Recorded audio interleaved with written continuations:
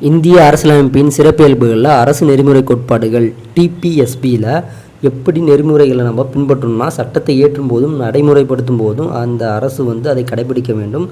இது நல்லாட்சி அமைப்பதற்கு ஒரு வாய்ப்பாக இருக்கிறனால இதை பகுதி 4ல் வச்சுருக்காங்க. இந்த சரத்து 36 to 51 அமைந்திருக்கும்.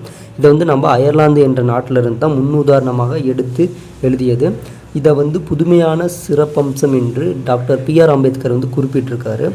இது கவர்மெண்ட்டுக்கு ஒரு கைட்லைன்ஸ் ஆகவும், தென் இது நான் ஜஸ்டிசிபிள், அதாவது நீதிமன்றம் இதில் தலையிடவே முடியாது. ஏன்னா இதில் ஏதாச்சும் தப்பு நடந்தாலும் குறை இருந்தாலும் அதுங்க கண்டுக்க மாட்டாங்க, முடிவு எடுக்க முடியாது. இதனாலேயே உணர்ச்சிகளின் குப்பைக்கூடை என்று டி கிருஷ்ணமாச்சாரியா குறிப்பிட்டிருப்பார்.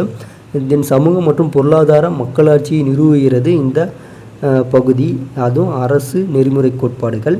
இதன் மூலம் இதை டிபிஎஸ்பி முழுமையான நடைமுறைப்படுத்தினால் இந்தியாவின் சொர்க்கம் என்று எம்.சி. சாக்லா குறிப்பிட்டிருப்பார்.